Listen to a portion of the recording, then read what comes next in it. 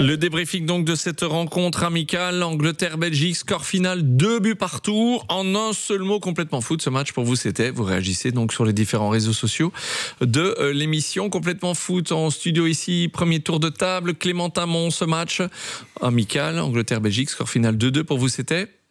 C'est dommage. Pourquoi? C'est dommage parce que forcément on tenait une performance de premier rang, hein. En Angleterre, être capable de remporter la rencontre, finalement, ça n'a pas été le cas. D'où ce mot. Surtout pour le prono, parce que vous aviez annoncé une victoire des Diables 1-2 et que Christine Schreder avait dit 2-2 jusqu'à la dernière seconde. Vous étiez vainqueur, évidemment. Tu crois que ça va tenir, Clément? Non, ça n'a pas tenu. Non, ça n'a pas tenu. Sur une dernière situation qui a été très mal gérée. Je crois que c'est une erreur de Meunier.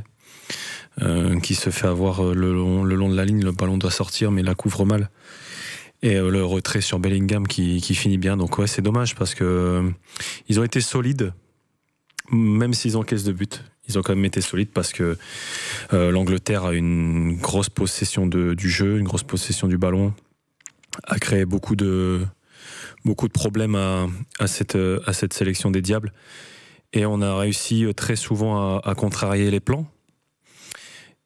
Maintenant, il y a aussi du négatif, malgré tout, dans cette belle performance, c'est que avec le ballon, on n'a pas su faire grand-chose. Alors, on a fait des exploits individuels, on a marqué sur une erreur du gardien adverse et sur une belle phase de reconversion. Et en deuxième période, on a vu quelques situations, surtout avec Doku, sur des exploits individuels, ou Luke Bacchio sur encore des phases de reconversion transition, mais c'est pas suffisant parce que on n'arrive pas à poser le ballon, à mettre le pied sur le ballon, à faire courir l'adversaire. Donc quand on court autant dans une rencontre, c'est vrai que parfois on en vient à être fautif sur l'une ou l'autre situation, et ça a été le cas, et c'est ce qui crée la légalisation. En un seul mot, complètement foot, ce match Angleterre-Belgique, score final 2-2. Christine Schreder, pour vous c'était? Bien, avant de reporter le pronostic, j'avais écrit, pas sur le sable, sur la belle pelouse de Wembley, j'avais écrit le bijou, c'est bijou, le bijou des Tintins. Vous voyez la ref? Oui, très bien. Parce que c'était le premier... C'est vous, donc Bianca, c'est vous. Alors, ne me comparez pas parce que je chante beaucoup mieux qu'elle. Le premier bijou de 2024, notre première réjouissance qui en appelle énormément d'autres. Et puis bijou parce qu'il fallait le faire. De toute façon, même un partage, c'est bien. À Wembley, c'est bien. Et on a 2 extérieurs du pied pour passe décisive, parce que Maddison, sur le but égalisateur, c'est également une passe décisive extérieure du pied. Il nous a été fait référence sur les réseaux la ref Quaresma, c'est vrai. Nous n'y pensions pas. Donc merci David Vella, je pense, qui a tweeté cela, pour aussi l'assise de Romelu tout à l'heure. Mais je rejoins Clément sur ce qui a été dit aussi, sur la résistance qu'on a dû imprimer dans cette rencontre, on sent qu'à un moment, l'adversaire, quel qu'il soit, de toute façon, c'est comme dans tout match de foot, il s'énerve. Il s'énerve parce qu'il ne trouve pas la solution et qu'il se dit que pourtant, elle est là sous ses yeux et qu'il va pouvoir y arriver. Mais à force de jouer très bas, évidemment, on ne se fait plus surprendre par la vitesse. On est en place. Et puis, oui, les joueurs qui entrent, peut-être, qui ne sont pas totalement dans la rencontre et qui se font surprendre par d'autres qui viennent de monter, puisque le duel, c'est Watkins qui est monté sur Meunier, là, le long de ligne. Donc voilà, il y a 62% de possession au final pour l'Angleterre. Il y en avait 71 à la mi-temps. Ça témoigne aussi de ce qu'a été la partie des Diables Rouges. Et 19 possibilités pour l'Angleterre. 19-6. Nous n'avons que 3 tirs cadrés. On a 2 buts. Si on peut jouer comme ça contre les grandes nations du foot, oui, on achète, on prend, aussi, oui. Évidemment. Et voilà, c'est une équipe qui est encore en manque de son Kevin, mais on a vu que Lukaku rassure tout de même aussi, et par sa présence dans le jeu, mais aussi par sa présence tout simplement aussi mentale et morale autour des plus jeunes qui ont la référence, et surtout ceux qui le connaissent bien, comme Yuri Tielemans, comme Jérémy Doku. Donc tout ça a été très, très bon et très positif. Christine Schreder, donc la Castafiore de Complètement Foot ce soir. Non, vous n'allez pas vous y mettre. Amon. Tout ça à cause de votre tenue du jour. Ah, mais vous me l'aviez obligé, donc j'ai ma petite vengeance juste avant 23h. J'ai pas le long nez. Hein. Non, c'est vrai. Le rossignol milanais. Pardon. Clément nous parlait quand même des points négatifs. Vous êtes arrêté que finalement sur les points positifs, j'ai l'impression. Vous en voyez quand même dans cette prestation de nos Diables Rouges. Alors évidemment, si on a cette efficacité-là et qu'on peut s'imposer ou imposer face aux grandes nations européennes cet été, pas de problème. Mais des choses quand même, cette difficulté à faire le jeu, vous êtes d'accord avec ce que Clément disait il y a un instant, Christine ? Oui, puisque d'ailleurs la possession en est la preuve. Oui. Et on a même quasi la moitié de passes. Oui, on a la moitié de passes. Un peu plus que la moitié des passes anglaises. Oui, dans les inquiétudes, c'est le fait que quand on joue un peu plus haut, ce qui est normal, plutôt que de subir sur cette fin de match, on a des difficultés à être bien organisé défensivement sur la ligne de 4 pour pouvoir prévoir cette prise dans le dos de la défense avec des joueurs, et on en parle à la mi-temps, qui n'ont pas toujours la référence de ce poste-là. En tout cas pour les latéraux dans la première partie, première partie de rencontre.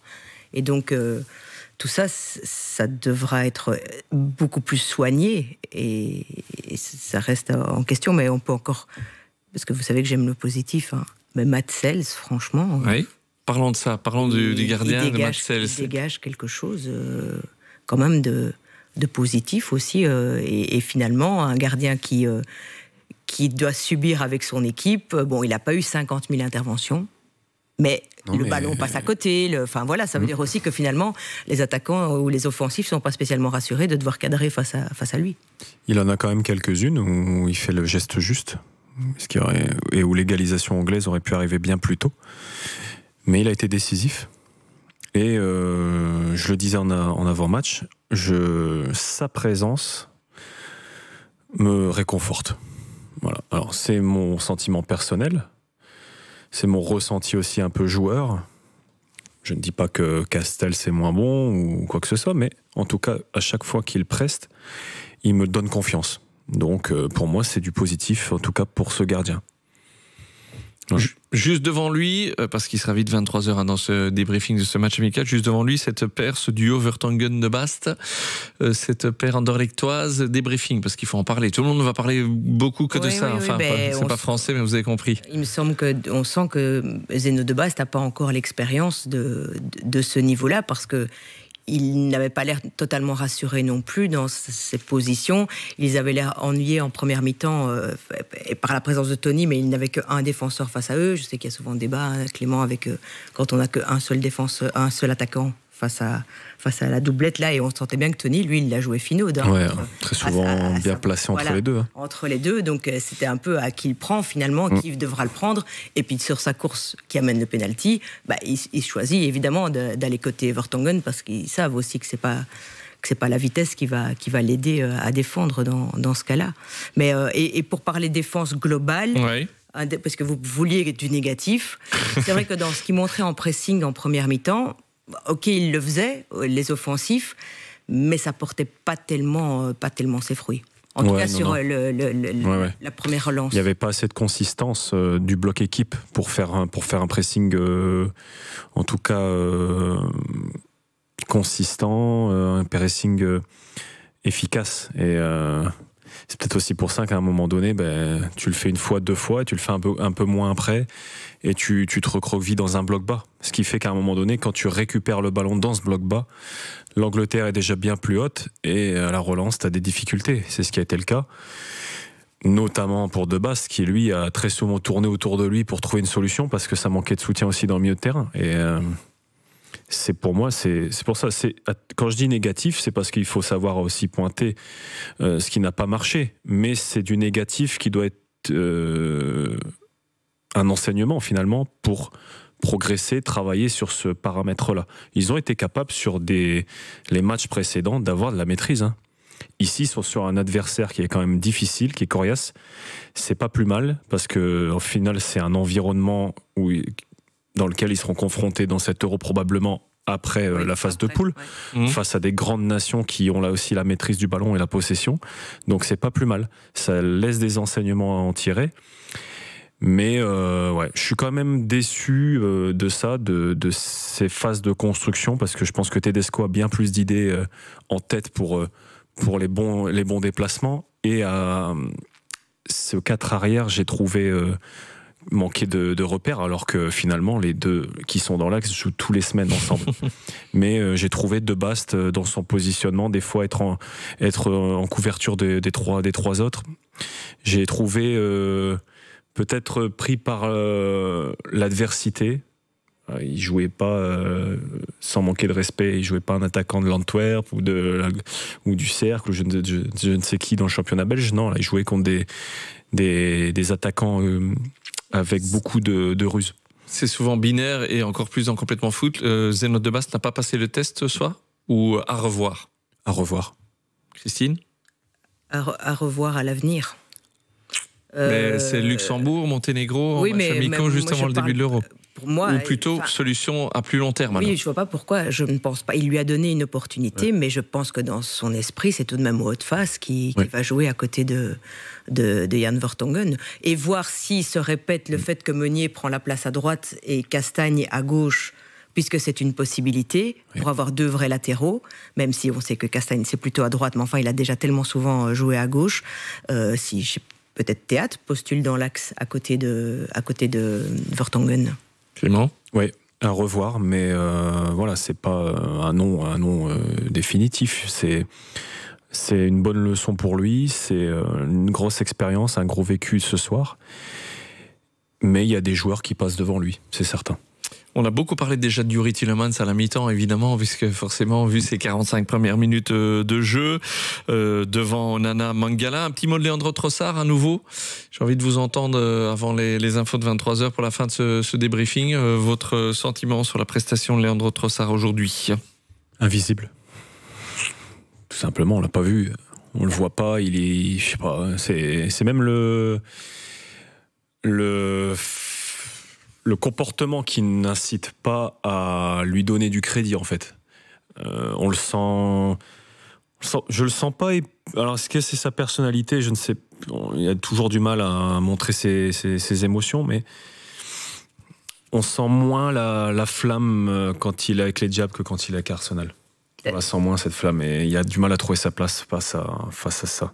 Et remplacé par Dodi Lukebakio, qu'on a eu l'impression de voir plus présent. Christine, votre avis? Mais peut-être aussi qu'il a dû penser aussi fort à se positionner pour défendre aussi sur la ligne, parce que c'est la zone, puisqu'il était à droite, donc c'était Foden qui était offensivement très présent, et parfois ces joueurs-là, on sait qu'il faut être en prévoir une double couverture pour leur rentrer vers l'intérieur. C'est un pléonasme, mais enfin, vous m'aurez compris. Donc, Leandro, je le préfère en tout cas comme ça que dans l'axe, chez les Diables. Mais est-ce que c'est un titulaire? Vous le dites, Lukebakio, et on sait aussi que dans l'esprit du sélectionneur, il l'apprécie. Il l'a déjà bien connu en Allemagne, enfin, il l'a vu souvent jouer en Allemagne. Il apprécie aussi l'abattage qu'il est capable d'avoir, et donc en espérant qu'il puisse reprendre du rythme, Dodi Lukebakio, puisqu'il en manque, vu son absence quand même assez longue. Un petit mot de Jérémy Doku? 2 minutes pour la fin de ce débriefing. Jérémy Doku. Le poison qu'il peut être et qu'il sera.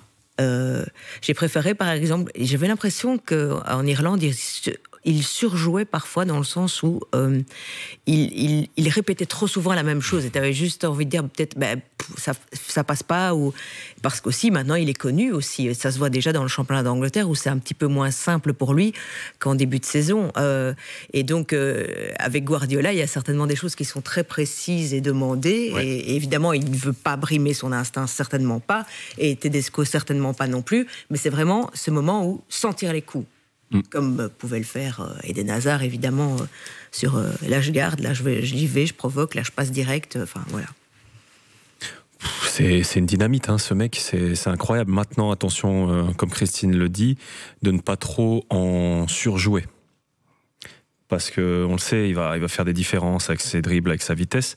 Et parfois, on a le sentiment que sur le dernier geste, la dernière passe, il laisse parfois... sur notre fin, parce qu'il peut faire de meilleurs choix.